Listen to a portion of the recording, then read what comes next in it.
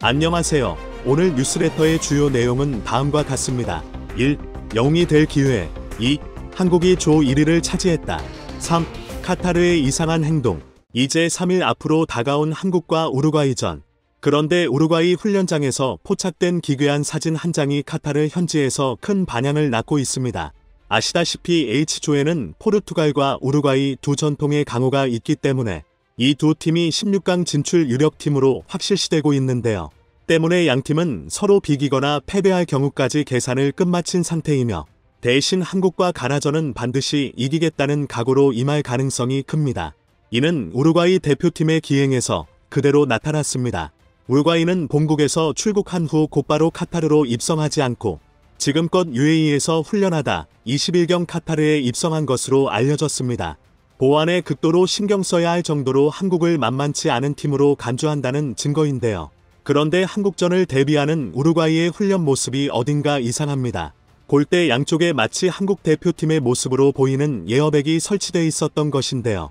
움직이지도 않는 에어백이 과연 훈련에 얼마나 긍정적인 효과를 줄지 미지수지만 극조한 것 치곤 나름 한국 대표팀의 분위기를 잘 살렸다는 부분에서 이들이 꽤나 진지하게 대비하고 있다는 건 말 수 있겠습니다. 놀라운 건 이런 우스꽝스러운 풍선을 설치한 이유였습니다. 한국전을 대비해 우루과이 대표팀이 굳이 이런 식의 훈련을 해야만 했던 진짜 이유에 대해 알아보겠습니다. 마침내 기다리고 기다리던 H조 전쟁의 서막이 열렸습니다. 2022 카타르 월드컵에서 한국 대표팀과 함께 경쟁팀들이 속속 카타르에 입성하면서 전운이 고조되고 있는데요. 벤투 감독이 이끄는 대표팀은 지난 14일 H조팀 중 가장 먼저 카타르에 입성해 길전을 앞둔 마지막 담금질에 여념이 없습니다. 유럽파들은 소속팀 일정을 마친 뒤 차차 합류했고 16일 캡틴 손흥민의 도착으로 완전체가 이뤄졌습니다. 24일 우루과이전이 다가올수록 대표팀의 훈련 강도와 분위기도 달라지고 있습니다. 선수단은 17일과 19일 하루 두 차례에 걸쳐 훈련을 실시했고 오전에는 피지컬, 오후엔 전술을 가다듬는 패턴을 유지하고 있는데요. 점차 실전 모드에 돌입하기 시작하면서 선수들 얼굴에도 진지한 모습이 포착됐습니다. 벤투 감독의 첫 번째 명령은 보안, 둘째도 보안이었습니다. 특히 손흥민의 몸 상태에 대해서는 항구령까지 내려진 상태인데요. 대한축구협회 관계자는 아무래도 경쟁팀에서 손흥민의 몸 상태를 굉장히 궁금해하고 있으며 벤투 감독은 승리의 선결 조건으로 이 같은 정보가 새어나가지 않는 것이 최우선이라고 말했습니다. 한편 H조에 속한 경쟁팀들의 카타르 입국이 확인되면서 월드컵이 가까워졌음을 새삼 실감케 하고 있습니다. 지난 18일 벤투호의 2차전 상대인 가나가 자국 팬들의 열렬한 환영 속에 카타르 땅을 밟았는데요. 가나는 도하 도착 전날인 17일 UAE 아부다비에서 열린 스위스와의 마지막 평가전에서 2-0으로 승리하면서 분위기를 끌어올렸습니다. 강호 스위스를 완파하며 한국의 1승 재물이라는 평가를 무색하게 한 건 덤이었죠. 18일 밤 한국과 조별리그 최종 3차전에서 만날 포르투갈도 카타르에 도착한 것으로 확인됐습니다. 포르투갈은 첫 훈련에서 초반 15분만 미디어에 공개했는데 이날 훈련에는 실내 회복 훈련에 배치된 6명을 제외하고 20명만 참여한 것으로 알려졌습니다. 관심의 대상인 크리스티아누 호날두는 예상보다 훨씬 좋은 몸 상태를 과시했습니다. 하지만 무엇보다 한국의 이목을 끈 것은 다름 아닌 H조의 첫 상대, 바로 우루과이의 훈련 모습이었습니다. 19일 가장 늦게 도착한 우루과이 대표팀은 이날 카타르 도하 아레르살 훈련장에서 그들만의 방식으로 훈련을 시작했는데요. 원래 취재를 허용하지 않을 예정이었지만 그들은 훈련 시작 3시간 전 갑자기 말을 바꾸더니 15분간 공개를 허용하기로 결정했습니다. 우루과이 대표팀의 분위기는 밝고 경쾌했습니다. 선수들은 가벼운 스트레칭과 코어 프로그램으로 몸을 푼 뒤 패싱 게임을 진행했는데요. 핵심 선수인 카바니와 수아레스, 누네스는 마치 놀이를 하듯 훈련에 임했고 자유분방한 분위기 속에서 진행됐지만 선수들의 몸놀림은 빠르면서도 여유가 느껴졌습니다.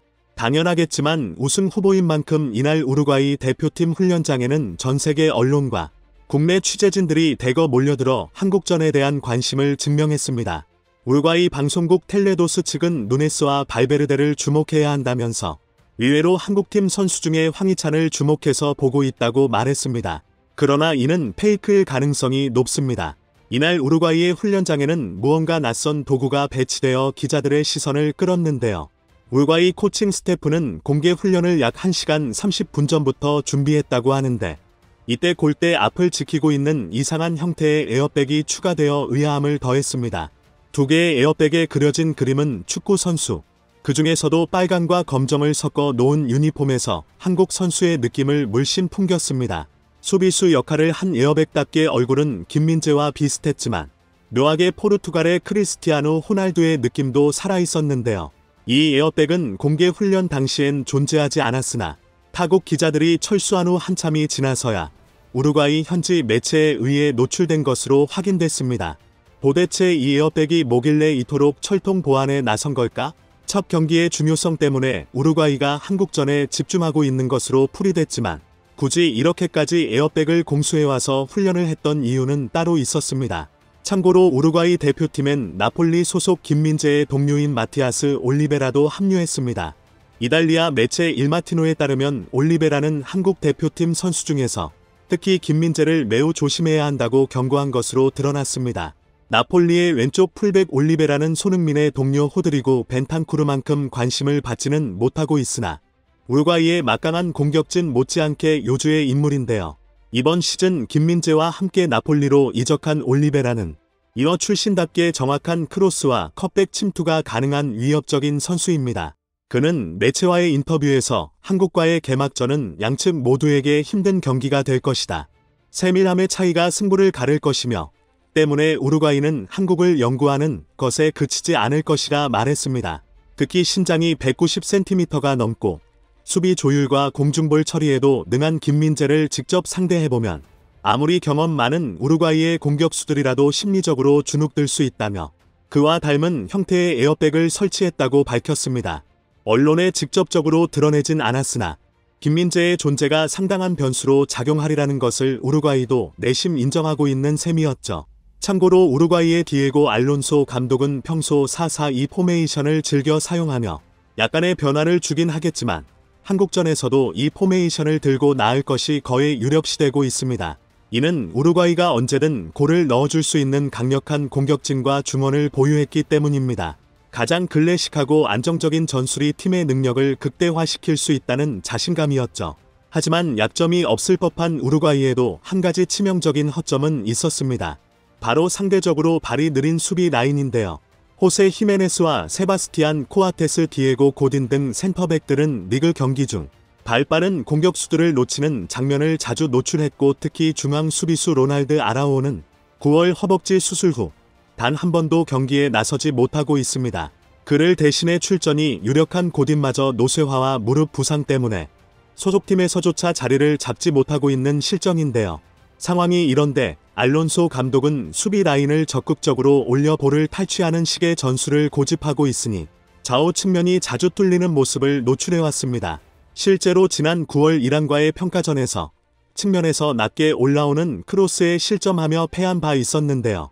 이는 김민재의 수비력을 바탕으로 볼 점유율을 높게 유지하다 손흥민과 황희찬의 폭발적 스피드로 역습에 나선다면 충분히 공략 가능한 포인트라 할 수 있습니다.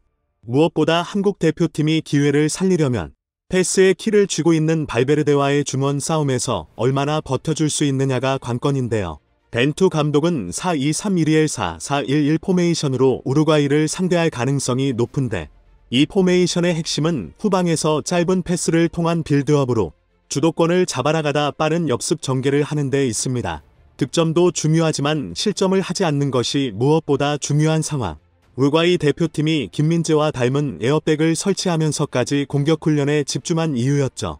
한편 해외 분석기관들은 이번 월드컵에서 한국의 16강 진출에 대해 상당히 비관적인 해석을 내놓고 있는데요.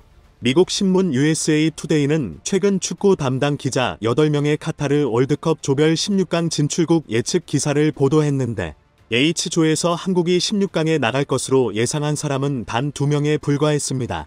우루과이의 16강 진출을 낙관한 기자가 7명으로 제일 많았으며 다음은 포르투갈이 4명, 가나가 3명이었는데요. 더불어 H조 1위를 묻는 질문에 대해서는 4명이 포르투갈을 꼽았고 그 다음은 우루과이 3명으로 한국에 표를 던진 기자는 아무도 없었습니다. 매체에 따르면 한국은 손흥민의 부상 정도가 큰 변수가 될 것이라며 그가 경기에서 뛰지 못할 경우 조별리그 통과가 어려울 것으로 내다봤습니다. 이어 한국의 월드컵 통산 승리 6승 가운데 절반에 해당하는 3승이 개최국이었던 2002년 대회에서 나온 것이라며 월드컵 본선에서 30경기 이상 치른 22개 나라 중 최저 승률국이 바로 한국이라고 지적했는데요. 심지어 이보다 더 비관적인 전망도 있었습니다.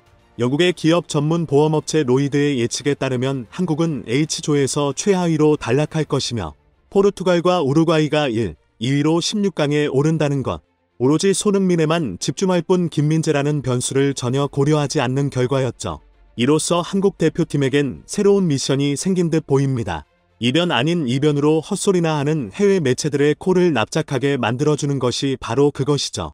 한국이 다시 한번 전 세계를 놀라게 해주길 바라며 현재 카타르 월드컵에서 카타르와 같은 조를 피한 한국에는 뜻밖의 기회가 예상됩니다. 다소 억지스러운 이러한 예측은 실제 국가 간 월드컵을 통한 자존심 싸움이 일어나기 때문이고 이것이 월드컵에서 끝나지 않고 추후의 각종 국가 간 사업에도 영향을 끼칠 수 있다는 것입니다. 결국 카타르에서 앞으로 전 세계 1.000조 원가량의 시장의 사업을 발표한 상황이기도 한데 공교롭게도 이것으로 한국은 카타르에서 수주 가능성을 높게 타진할 수 있는 상황이며 반대로 뜻밖의 같은 조가 되어버린 네덜란드는 고배를 마실 수도 있다는 예상이 나오고 있습니다. 그 구체적인 사업들과 현재 카타르에서 도대체 무슨 일이 벌어지고 있는지 살펴보도록 하겠습니다. 우선 고작 월드컵이 뭐라고 혹은 월드컵에서 거두는 1승이 뭐길래 그러느냐는 사람들이 있는데 월드컵은 단순한 축구 경기를 떠나서 국가 간의 자존심과 국력을 드러내는 치열한 다툼의 장임을 알 수 있습니다. 최근 추세로 본다면 올림픽보다 오히려 월드컵이 훨씬 더 주목받고 있는 상황이기도 한데요. 마케팅 비용 자체도 차이가 엄청난데 올림픽은 다양한 종목을 모아놓고 비인기 종목도 많습니다만 축구는 축구 자체의 전 세계 파급력이 엄청나며 집행되는 광고비와 선수들의 몸값 등은 차원이 다르죠. 전 세계의 축구를 즐기는 인구도 가장 크며 판돈 자체가 다른 스포츠라고 할 수 있습니다. 따라서 월드컵을 유치하는 것과 월드컵에서 승리를 거두는 것은 다양한 국가의 힘을 과시할 기회이며 또한 카타르와 같은 왕정국가 혹은 다양한 위정자들에게 월드컵 유치는 지지율과 권력 유지에 활용되기도 합니다. 실제 카타르가 이번 월드컵을 개최한 것은 다양한 국가로부터 비판의 대상에 올랐는데요. 그 유치 과정이 투명하지 않고 아무래도 뇌물을 받은 게 아닌가 하는 의혹이 제기되고 있는 것인데 최근 전 피파 회장 블래터는 카타르 월드컵 개최 과정에 유럽과의 결탁이 있었다고 주장하고 나섰습니다. 카타르 월드컵 조직위와 프랑스가 만났으며 그 다음에 유럽은 카타르에 표를 던졌다는 발언을 했습니다. 그 대가로 카타르는 프랑스의 전투기를 주문했으며 이에 프랑스도 자연스럽게 표를 줬다는 설명입니다. 나팔 전투기 36대 약 9조 원대의 구매이기 때문에 뇌물성이 사실이라면 엄청난 뒷돈 거래인 것입니다. 사막에 경기장을 세워 에어컨을 틀겠다는 열악한 인프라 가운데도 카타르가 월드컵을 개최한 이유일 수 있죠. 실제 월드컵 시작이 2주도 안 남은 시점에 카타르는 1박 30만원의 컨테이너 숙소도 아직 다 완성이 안 된 상태며 호텔은 턱없이 부족해 크루즈가 정박하여 경기를 보러 와야 하는 불편함이 빚어지고 있는 상황입니다. 한편 피파에 1억 달러 이상을 지불한 버드와이저는 현지 맥주 판매 금지령의 골치를 썩이기도 했습니다. 카타르가 현지 법을 강조하면서 국제적인 축제인 월드컵과 융화가 되지 못한다는 비판이 잇따르는 것이죠. 그러나 카타르는 이번 기회를 통해서 중동에서 카타르의 위상을 제고하는 등 왕실의 입김까지 더해졌기 때문에 더욱더 오일머니로 거침없는 뇌물 공세를 비롯해 공사장 인권 문제 등도 각종 이슈로 거론되고 있습니다. 실제 월드컵을 3일 남기고 카타르는 한술 더 떠서 개최국조인 A조의 에콰도르를 매수하고 있다는 폭로도 나옵니다. 카타르가 에콰도르에 1대 0으로 이기는 대신에 약 800만 달러의 뇌물을 사전에 뿌렸다는 것입니다. 영국의 중동 연구센터 책임자인 암자드 타이는 카타르가 개막전에서 1대 0으로 이기게 되어 있다라며 카타르가 에콰도르 선수들을 매수했다는 다소 충격적인 폭로전을 이어갔습니다. 여기에 덴마크 방송국에서는 촬영 중에 카메라를 부수겠다는 거친 경고를 받기도 했습니다. 카타르가 각종 인권 문제와 더불어 여러 가지로 국제대회에 어울리지 않는다는 비판이 나오는 이유입니다. 그런데 인구 300만도 채 안 되는 카타르가 이렇게 막무가내로 나오는 결정적인 이유는 오일머니입니다. 카타르 1인당 명목 GDP는 8만 2천 달러로 전 세계 5위에 해당할 정도로 오일 파위를 과시합니다. 그러다 보니 앞서 프랑스 전투기 발주로 월드컵표를 가져갔다는 게 어느 정도 납득이 가는 부분이죠. 강대국들조차 중동 국가의 오일머니 앞에서는 적당하게 타협을 하는 모습을 보이는 이유입니다. 게다가 최근엔 전 세계가 저성장 늪에 빠져 있어서 중동 기름국들이 제시하는 비즈니스가 솔깃하는데 한국도 최근 사우디의 네옴시티 관련 프로젝트 때문에 대기업 총수들이 동원될 정도로 대단한 관심을 받았습니다. 따라서 한국도 적절하게 중동과 관계를 유지하며 비즈니스를 진행하는 것은 중요한 과제입니다. 월드컵만 봤을 때는 뇌물 이슈 등 기분 좋을 건 없으나 국외 차원에서 비즈니스는 진행해야 하는 것이죠. 그런데 월드컵 가운데 한국이 카타르와 같은 조를 피했다는 게 오히려 득이 되는 장면이 나오고 있는데요. 카타르가 약 1000조 원가량의 세계 산업 시장 분야에 뛰어들 공식 발표를 한 것과도 관계가 있다고 합니다. 우선 카타르는 개최국으로 A조에 속하며 세네갈, 네덜란드, 에콰도르 등과 한 조에 편성되어 있습니다. 앞서 논의되었듯이 카타르는 1승을 해 반드시 16강에 진출하는데 그 목적이 있는 것으로 보입니다. 에콰도르까지 매수할 정도의 소문이 돌기에 카타르가 얼마나 공을 들이는지 알 수 있는 부분입니다. 물론 그런 행태는 잘못되었지만 국가 간의 사업을 진행하는데도 영향을 끼치는 게 문제라는 것입니다. 일각에서는 바보 같은 이야기라고 하지만 실제 한국은 2002 월드컵 때 16강 이탈리아 승리 후 부작용을 겪었습니다. 안정환만 팀에서 수모를 겪은 게 아니고 한국 산업에 직접적인 불이익을 주는 행태를 보여왔습니다. 이탈리아는 패션 대국으로 한국이 옷을 잘 만드니까 한국의 섬유회사의 주문을 대량 발주해 왔습니다. 하지만 이탈리아 입장에서 토티가 석연치 않게 퇴장당했으며 역전패로 16강에서 그대로 탈락당하는 상황이오자 패션업계에서는 한국향 주문을 취소해버리는 등 한국과 무역 마찰을 빚는 모습을 보인 것입니다. 이렇게 축구에 너무 진심인 나라들과 상대하는 것은 축구회의 상황이 오기 때문에 피곤한 것인데요. 반농담이긴 하지만 예전에 한국도 카타르에게 일부러 축구를 져줬다는 적이 한 차례 있었습니다. 2019년 벤투호는 AFC 8강전에서 카타르를 만났고 여기서 0대1로 패하며 토너먼트에서 탈락했습니다. 물론 실력으로 졌겠지만 한국은 카타르에 패하고도 그 다음날 발표된 뉴스에 웃음을 띤 모습이었는데요. 카타르가 한국에 100척 LNG 운반선을 발주한다면서 초대형 발표를 한 것으로 위안이 된 것입니다. 실제 2022년 현재까지 카타르의 LNG 프로젝트 선박은 54대가 수주되어 절반이 넘어갔습니다. 업계에서는 카타르발 100척 LNG 운반선은 순조롭게 진행 중이라는 의견을 낸 것이죠. 당시에 온라인 각종 커뮤니티에서는 접대 축구였다라면서 농담을 하는 모습도 포착되었습니다. 뭔가 축구와 국가 간 비즈니스 간의 관계가 전혀 없는 것은 아니다는 느낌은 다들 갖고 있는 것이죠. 굳이 한국에 돈을 주는 국가들을 척질 필요가 없으며 적당한 관계로 비즈니스를 진행하면 그만인 것입니다.